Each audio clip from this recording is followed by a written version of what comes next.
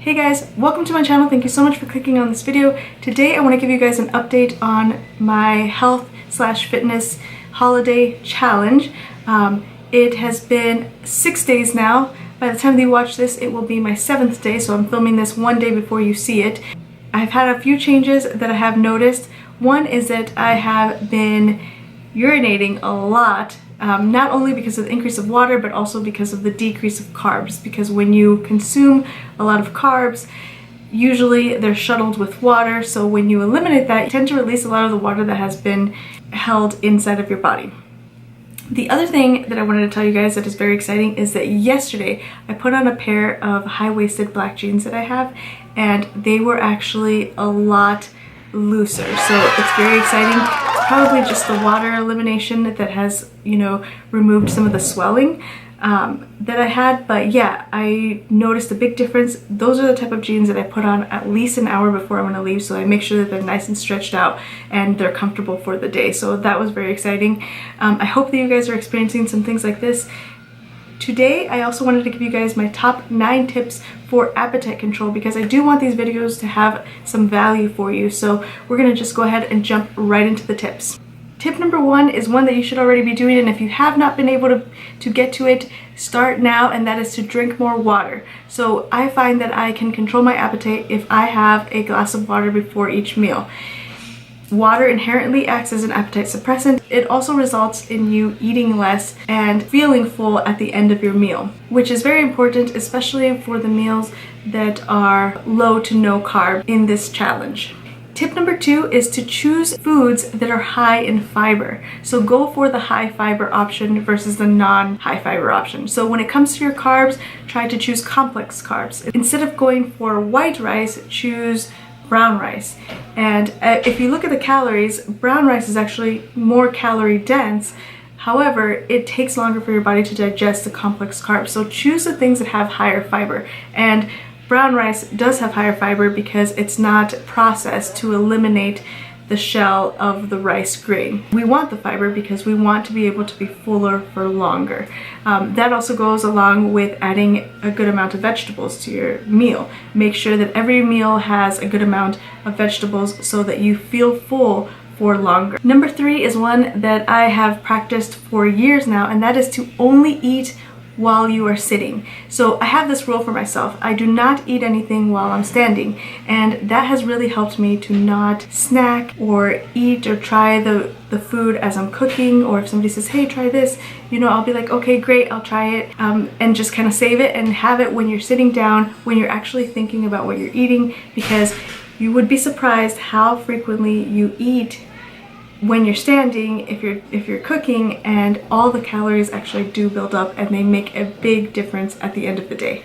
Number 4 is to choose solid foods. Of course, you can have things like a smoothie that's a liquid meal. I have a smoothie every morning when I'm on my way to work because it's just easy and convenient for me. However, if you have foods that are solid, those tend to be more satiating than foods that are liquid because you have to chew them, you have to really think about what you're eating because it takes longer to eat it. When you have a smoothie, you're just drinking it and it's just like down and done. Number 5 is to use caffeine. So here I have a Monster. Caffeine is also an appetite suppressant. So if you are somebody that can handle the caffeine, then definitely use that to your advantage during this challenge.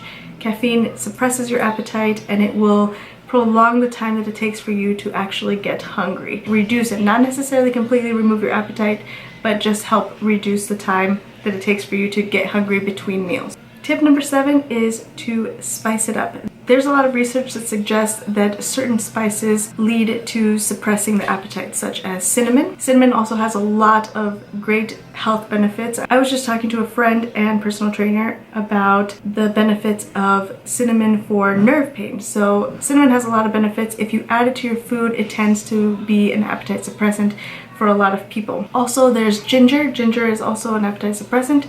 You can put it on top of your food, you can put it on top of your salad. Just get the natural ginger and then grate it onto your salad. Adds a nice flavor and it acts as an appetite suppressant. Another option is to make your food very spicy. If you have spicy food, it helps with not eating as much, and you also tend to feel fuller for longer.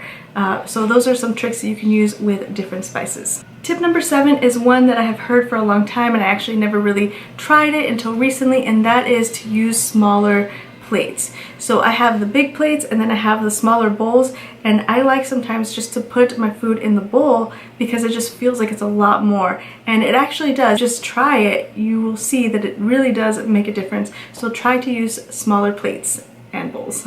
Tip number 8 is to use high volume, low calorie foods in your meal. So if you have your meal set up and it's, let's say, salmon with half a cup of the brown rice and asparagus, you can add a couple handfuls of spinach and eat that with your food, and that adds volume and will also help you stay full, and it also adds fiber, which is awesome, and micronutrients such as vitamins and minerals from the spinach. Tip number 9 is to use and include good fats in your diet.